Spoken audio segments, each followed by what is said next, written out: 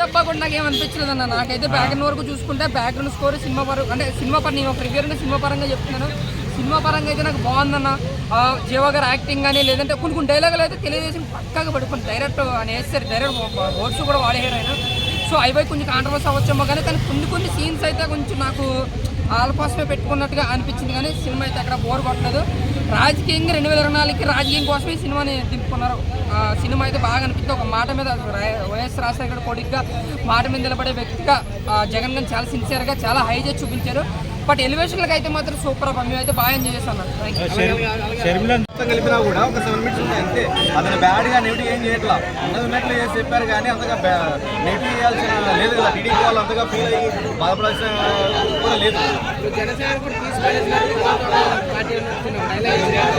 చిన్న డైలాగ్ అన్న, అది తప్ప అది చెప్పలేం లేదు. సినిమా పరంగా చూస్తే సినిమా పరంగా చూస్తే ఫస్ట్ ఆఫ్ అంతా మంచి ఎమోషన్